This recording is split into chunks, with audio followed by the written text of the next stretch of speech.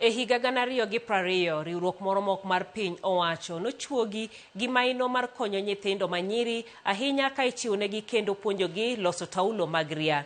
Higni 20 bang'e, jatatije mastawisha dada kata stada Patricia Orawo sani osemedo okenge e tijene e gwenge mayudore e kaunti ma Kisumu, komedo chenro mag rito ngima mine, chenro mag hocho, chwalo pi maler ni jogweng' e kind moko. E chenro ma kawuono motelo ne odiechieng' joma mine kata International Women's Day, watok kode e tijene kod kaka oseloko ngima jodak kaluwore koda thuond wach mar higani manochiwo mondo yudi kata give to gain. Erokamano ahinya Patricia matudi kodwa odhiambo makawuono e Ramogi TV. Ageno ni ntiere makare e kaunti ma Kisumu. Erokamano Jael, ntiere maber. Erokamano kuom thuolo ni. Erokamano kuom invite be. Patricia, sama koro idhialo joma mine ka wang'iyo tijegi ma bende isetimo e stada kendie, ka wang'iyo kata wagota rubin chien ni chake kaka mano ero makonyo nyithindo manyiri ma bende ogamo iye, ang'o momiyo ni chako mendie? Dibed ni kaunti ma Kisumu kata gweng' kuma ni chake tijni en ni nyiri ne gamo iye chon ahinya koso ang'o mane timore? Erokamano Jael, stada nochakre nikech ne wang'iyo weche mag nyiri kaka wanyalo keto nyiri mondo dong school. Ne wayudo ka a lot of times nyiri weyo school chon, to ne wapenjre ni ang'o momiyo giweyo school chon. Initially ne waparo ni wach ne en sanitary towels ma en gik ria, but ne waduogo wayudo ka weche ne ng'eny ma moko ne miyo giyudo iye machon. So ne waneno ni nyaka wa expand mondo watim programs moko ka wadwaro ni mondo wa chop ne nyiri holistically mok wang'iyo wach achiel. So ne wachako gi chiwo pads e school, and then wayudo ka moko pod weyo school. Wachako gi scholarships, moko pod ne weyo school. So the reason momiyo ne giweyo school sana ne nikech ne gigamo iye machon. To immediately ma ise yudo iche gweng', especially e gwenge mwatiyo, marigi school orumo, okidog school, kendo gima timore mar ariyo en ni koro kata kakibedo treated e ot pogore. So kanye mane koro wachako program ma support group, ma offer support ne nyiri mano yudo ich chon. Kamane kaka ne Teenage Mothers Program ochakre. To kochakre mano ero to tiere kaka weche oselokore, usewuok kanyero kata ntiere moko ma bende usemedo, mana kaka ni wacho kanyero ni nuchake gimiyo kata chiwo taulo mag ria e skunde, to mano koro osemedore kendo ntiere mamoko ma bende sani endi usemedo kendo timo. Mano higni 20 bang'e, wuotho osebedo nade e higni 20 gi kiduto te makoro chopo higani endi ma 2026? So ne wachako higa 2020, koro wan gi higni 5, watan higni 6 e higani. Ne wachako kaka na wacho no, mondo wa keep nyiri mondo bede school. Reason momiyo stada nochakre ni mondo wa empower joma nyiri gi mine. So far, wasechopo kama koro nyaka wa empower nyaka nyithindo, nikech ok inyal pogo nyithindo from minegi, especially e gwenge mwatiye. So ne wachako gi chiwo taulo mag ria, to wasebedo ka koro wa expand programs ne wa realize beni pi, wach pi en wach ma critical e community. Pi sate yomo gi joma mine gi joma nyiri. Sama giyomo pi ni, time gi mar school, time gi mar donjo mondo gitim biashara gi bedo affected. Ne wa realize bende ni ka sama gidhi omo pigni be jomoko imako ma iye gi moko ne wuok e violence matimre around pi. So pi en gima ne wachako. Koro wa drill boreholes e community mondo wakel pi as close to women as possible, mondo mine kik dhi mabor mondo giom pi.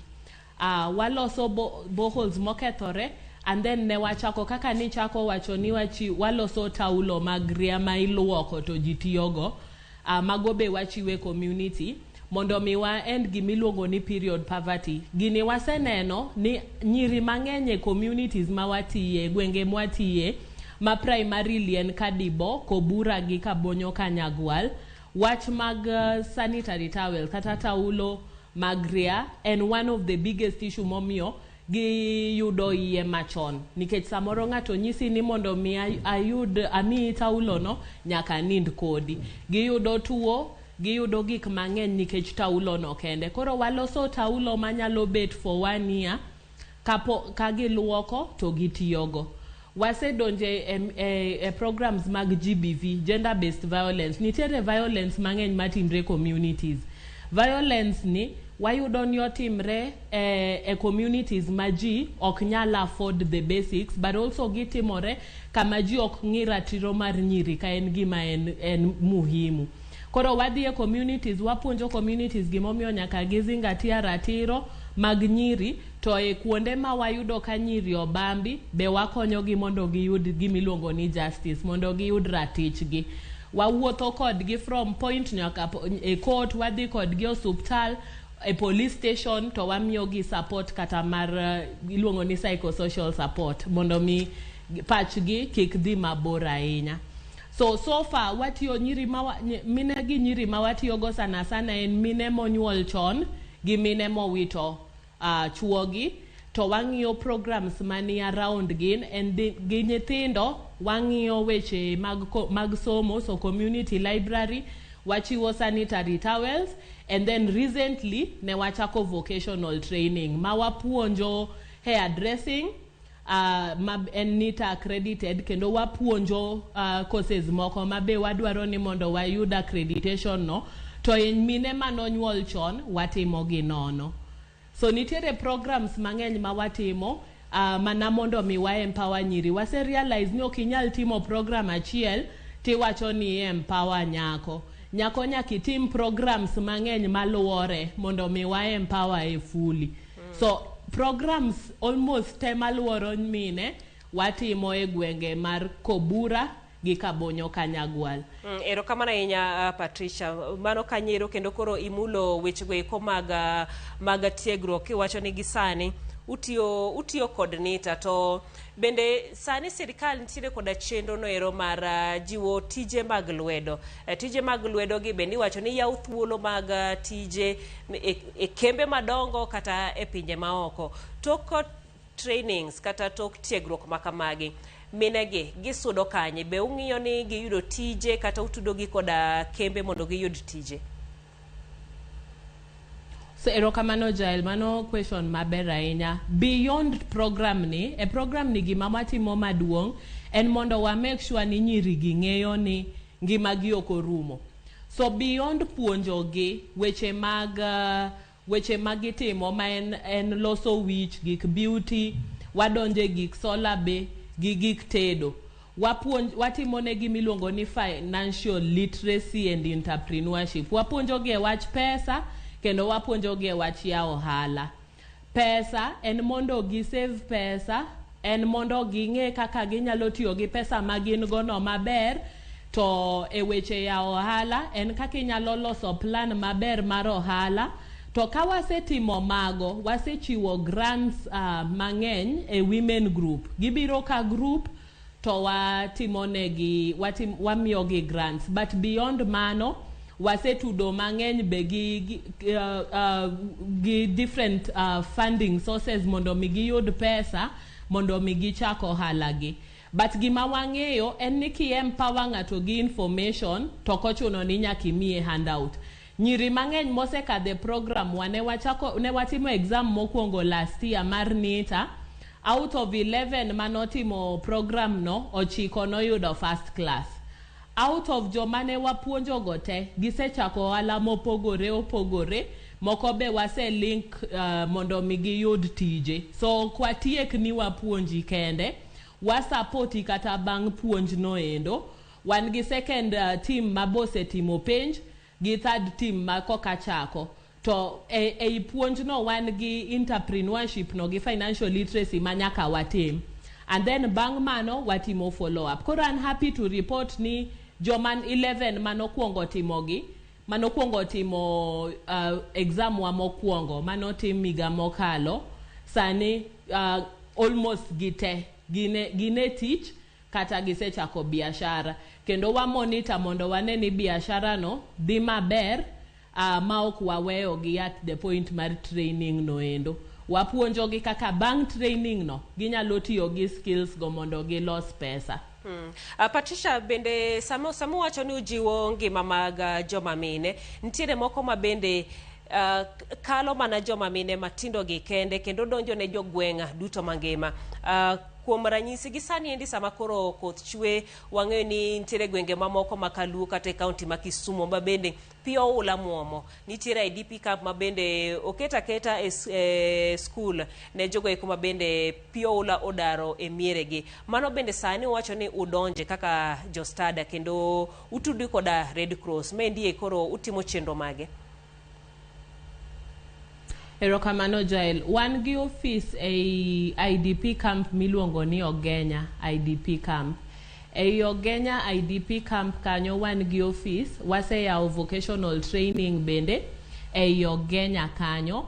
And king'iyo weche pi, sama gitimore ma ji koro dar, alara gi Ogenya wasebedo ka wachiwo support mar lewni, support mar sanitary towels, support e camp nitiere support mang'eny madwarore. Watimo gimiluongo ni hocho, kendo wa make sure ni gin safe. Maka wanyalo to wanyalo repatriate manyalo dok sama pi osedok piny.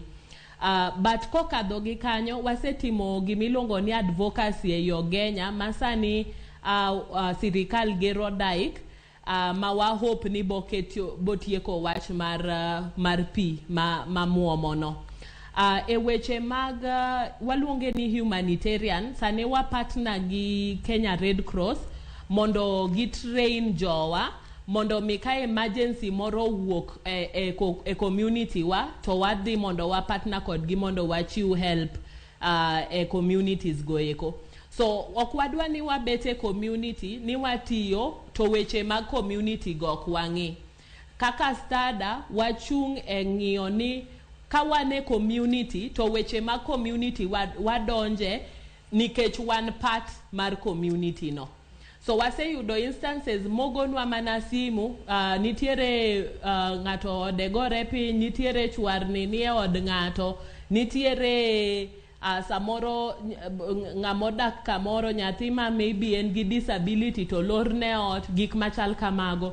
So anytime ma ng'ato gochonwa to wadhi to wakonye nikech mano en part and parcel of gima watimo stada. At stada we believe ni one part and parcel mar community, especially for mine, nyiri gi nyithindo. Maka gimora mora otimore community to one always there, wanyalo show up ka ng'ato biro moluongo wa. So beyond teach ma watimo gi Red Cross gi teach ma watimo gi partners moko, one of the things ma wa pride ourselves at stada ni watimo en ni one part and parcel mar oganda ma wantiere, ok wapogo. Wasemuono udi e community, wasedhi ma wa spray chwarni e ute mag widows gi elderly women, wasedhi mwatedo gi mine ma wago kodgi mbaka gi gik mopogore opogore. So humanitarian work en at the center of stada, kanye mane wachake to kendo one very passionate about tije ma watimo gi e gwenge ma watiyo. So Ogenya gi Alendu kama headquarters wanitiere, nyalo wacho ni one part and parcel mar community no. Kendo kanitiere shida kata kanitiere wach moro to wachopo mondo mi wachung' kachiel gi gwenge ma watiye. Gigi te dwaro pesa, kendo gik mutimo bed gedo, kata muono no ere nyayudo ni ng'ato kata witado no luar piny, winjo bed ni goyo ne mabati, winjo bed ni loso ne ode, kunyo pi, tengni mabendo chwalo gigi duto te dwaro pesa, kendo ken pesa matin. Ng'ato bo penjore to ere kaka iyudo kony kata jok mi konyo gi, ntiere kaka gichuli gimoro matin koso kony wuok kanye? Erokamano. E weche mag pi, wa partner gi organization makonyo. So watimo project, kwasetieko project, to wa submit negi, to gichulo wa pesa ma watiyogo e weche mag pi. E weche ma watimo modongie kimuono udi gi gik machal kamago, waonge gi funding ma wayudo mar timo. Gima watimo en ni ka nitiere need to wachokore ka community. To community meaning community mar stada kech wang'eny.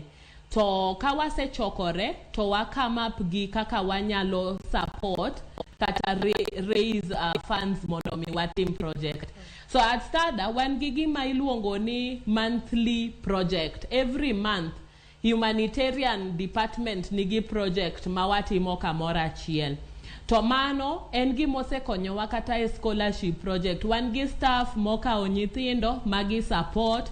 There are times ma wabiro e Facebook page wa, to watimo gima iluongo ni crowdfunding. Wanyiso ga manyalo golo pesa, mondo mi ogol, mondo waket kamoro achiel, mondo watim projects.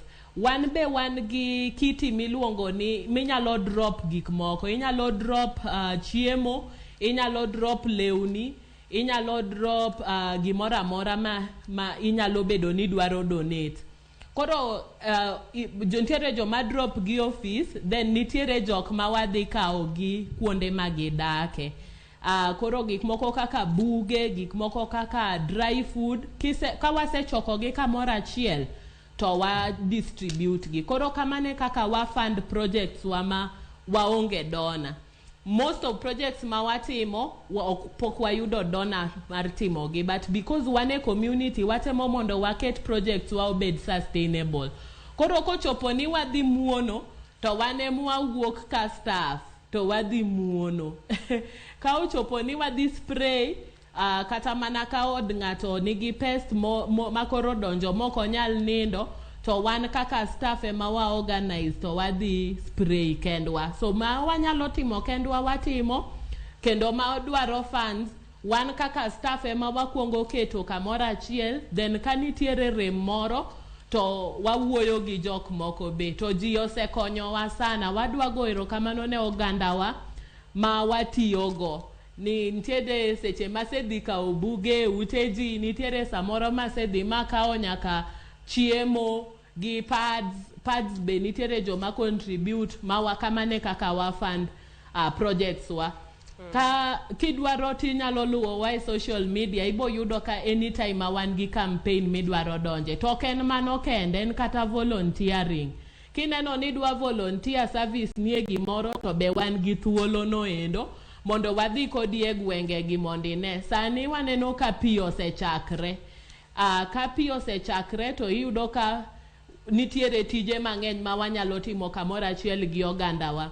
So kidwaro, ng'ama dwaro partner gi kodwa in any way, to nyalo reach out to us, to wabo gocho negi, to wabo pango kaka wanyalo timo. Onge kony matin, onge kony maduong' moingo wadgi. Kony en kony, to at Stada wase realize ni kony duto is important ne wan. Erokamano ahinya. Patricia, bende tich mutimo inyayudo ni nitiere ng'ano kata riwruoge mamoko madigombo ni dwaro timo, to pod gionge teko, pod gi jing' ahinya mar chopo okang' ma bende isechope, kata jogo eko ma bende korka chako, kata nitiere koda lek machalo koda mari. Wuoth ma bende isewuotho no, kidwaro kata kinyalo jiwo joma moko madigomb timo tich kaka mari, kata motenore kod konyo oganda e kor gwenge, ang'o ma bende inyalo nyisogi? Gima nyalo nyisi en ni chaka. Stada noko chakre ka wan gi pesa. Stada no chakre nikech ne wan gi will mar konyo communities. Sa ya michako kata ka onge pesa, tineno ka nitiere atira kaka pesa biro e diere. Ichako gi gima in go, and then itimo activities minyalo timo maonge pesa no. Another thing minyalo timo en ni mondi partner gi jomo sechako. At Stada waero partnerships, nikech wan bene wachako gi mago, wachako gi riwruok ma ji biro kamoro achiel. So watimo gik moko kaka exchange learning. Inyalo biro Stada mondi learn more. But anyalo wacho ni model mar Stada en ni nok wachako gi funding, nok wachako gi pesa. ne wachako gi konyo oganda ma watiye to projects wa mang'eny kata sani pod onge funding. Kana neno news mbele kanyo naneno ka highlight case moro mar mama moro modok e community kose wuok e jela to jo community otamre ni kik oduogi. Mano is one of now the newest projects master datimo ma en women behind and beyond bars. Watemo mondo wa highlight stories mag minegi mondo mi wane kaka wanyalo yudo kony masutgi. Especially one of the things manyalo share en niya, kidwa chako projects e community, dhiye community no, wuogi oganda no, penjgi gima gidwaro. Most of the time, community homegrown solutions ok dwa pesa mang'eny. The reason momiyo waluor chako en ni ok wadwa ni mondo wa consult mondo wawinj gima community dwaro.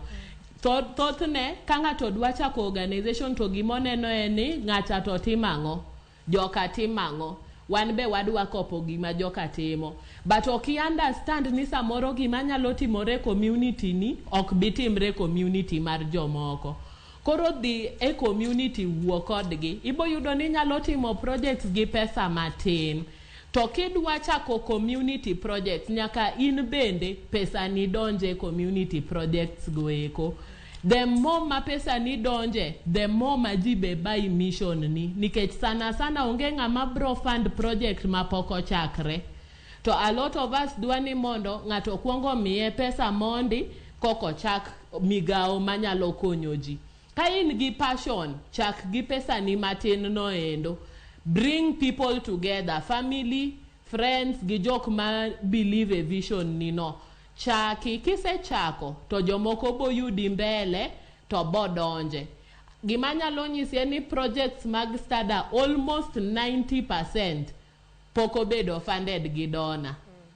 But ni wawuoyo gi ji, wawinjo gima gidwaro. Communities be nigi gima ginyalo contribute e projects goeko. So resources ni everywhere. Ena kaming'iyo gi kaking'iyo. So gima nyalo nyisi en ni chaka. Mano ni kare kabisa. Neno ote moro kendi wacho ni puoch gi pak ne jo stada.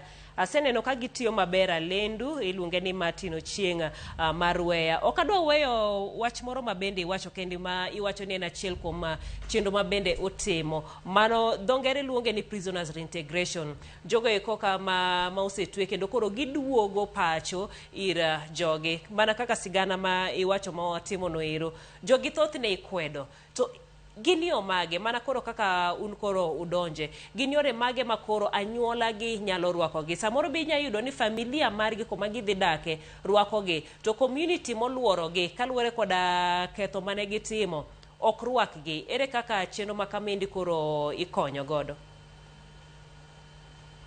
Reintegration tech kabisa waseteme gimomi adwa chako gi background wa mar reintegration en ni women beyond bars and project makoka wachako so pod wane consultation stage wase wuoyo gi team mantiere probation wase wuoyo gi team mantiere prisons but anyalo mi example mar reintegration ma watimo sani mabetek Kisumu County Referral wa partner go mano gima thothne ji ong'e ni general so general kanyo wa partner gi department miluongo ni mental health kuno kane wachako community work makoro waduoko project ma wa partner kod gen mar duoko jok makoro sechango mose tieko thieth e community to thothne ne wayudo ka a lot of people nok yie mondo ng'ato doki samori ng'ano nosetimo timbe maricho but ok gi understand ni sama notimo timbe goeko nen gi shida imomiyo notimo timbe goeko so gimose konyo wa i project no en kata kapok wakao client mondo waduoke community en ni wakuong wadhi e community no kendwa kwase dhi e community no to wawuoyo gi ji ma wanyisgi ni koro client mane owuok e community koro sechango to wadwa ni mondo waduoke using all the social systems iwuoyo gi chief iwuoyo gi family iwuoyo gi the social workers around kanyo endo mondo kodok to miye support. Moko pod reject gi. So waforesee ni kata kwachako project ni to ni pod bobet gi rejection go. But wadwa ni mondo wa consult widely gi stakeholders te mondo wane kaka wanyalo konyo mondo dok gi obet mayot. Ok ni gi chopa en ni wadhi kod gi washua community ni koro kod oduogo nitiere reforms. Currently nini project wano pod wuoyo gi stakeholders mopogore. Wabo chako consultations go gi mine, most of them next week. Mose wuok modok back to the community mondo wawinj experiences gi. But ang'eyo ni reintegration technique community kose decide ni mane kaka in kati change ok gine. But I've also realized ni kichako gi community dialogues and sensitization, mi wogi all the relevant people manitiere gweng, mi explain negi, to then en oyot moingo ka ng'ato chopa magigo okotimre. So anawacho ni duoko pod nitiere wuoyo, ji nyaka wuo, nikech okinyal wito ng'atu nikech ni nodhi e jela. Nyaka wangi kaka wanyalo konye mondo mi koduoge community to iyudo ka nitiere mang'eny maduoge community mabe kony community makoro community no bene bergi. So giminyalo tim be ni ng'iyo be stories manyalo inspire communities mondo accept them back. So mage gik mawatemo mondo ni kaka wanyalo timo. But as I said earlier, ni stada ok tim project kapok wa consult both gi jok mose go through the process gi jok ma go through the process gi stakeholders temo luoro jogi mondo mi wangi the best way. Sani gik ma wanyalo paro en mana theories nikech koko achako, but ang'eni waboduogo kendo watuagi mondo wangi ane kaka project no dhi. Erokamano ahinya Patricia. Ote nitiere kendi Helida Anyumba. Iwacho ni an be adwa gone Patricia erokamano. Iwacho no irito negi dangi ma en awido. Kaito iwacho ni jaela moro gi wendo mikelo konye dayo moro uriri kae chwar ni nege to ode rach to en chiliel ma onge nyathi akia kuchope gwenge mag uriri kochacha. Penjna nyamera no ni kidwa join gi to itimo nang'o mano lili nyakwar yambo. Wanyalo chakane gi penja dek go. For mokwongo maruriri no anyalo wacho ni wan waonge boundaries. Sana projects wa mag humanitarian wakonyo sana widows maonge nyithindo. Koro anyalo tudra kodi Jael mondo mi ang'e kaka wanyalo yudo mamani to ang'e ni wanyalo timo gimoro mondo mi wakonye. So abokawo namba no mondo wawuo. Okay. And then ng'ama wacho kako nyalo join wa kinyalo donjo e Stada Kenya. One Stada Kenya e social media te. One Stada Kenya e Facebook, One Stada Kenya e Instagram, e YouTube gi e TikTok. Kinyalo donjo mondo ginene waduoko ka ng'ato penjo wapenjo to waduoko piyo. So kinyalo donjo mondo ichiw contacts gi mondo mi watwag mang'eny nikech okanyal ng'eyo kaka idwaro join wa, but wanyalo dhi mbele twak mondo wane. Erokamano ahinya. Watieko mana mapiyo sama koro watieko nikech sawa koro rumo. En dwe no ero mabende idhialo joma mine kata International Women's Day. To thor wach mahiga ni giwacho ni chiw mondo imbe yud gimoro. In kaka Patricia Orawo, tich mabende isebedo kitimo Kisumu County misebedo kitimo ne community. Ang'o ma iseyude? Ber mane mabende osedonjo ni in wuon? Gimora anyalo wacho ni ayie gi hashtag no, ayie gi theme no, nikech kichiwo ne ji to ine michiwore ni ini wuon. Stada oseloko kaka ng'iyo ngima, Stada oseloko kaka neno ji, Stada oseloko kaka paro, oseloko ngimana completely. Gik mana paro ok en gik maparo sani. Kaka nadak oken kaka dak sani. Gik mang'eny about ngimana oselokore nikech pacha oselokore. Pacha oselokore kabisa. Tok ayie ni kichiwo to in be ichiwo kuomi. Kichiwo ne ji, in be ichiwo kuomi. Samoro kichiwo gik ma pesa nyalo ng'ieo. Samoro ichiwori kwe, gweth, samoro okichop kata ni dhi osuptal. Yuda ka ngimani bera bera. Kineno kikonyo ng'ato, to mor miwinje chunyi no medi ngima. Koro anyalo wacho ni an personally, chiwo masebedo ka chiwo, samori chiwo ma ionge gi midong' go, lakini kiwuok kanyo to nitiere mor moro ma pesa ok nyal ng'ieo. So chiwo en underrated. Akiana anyalo wacho nade gi dholuo.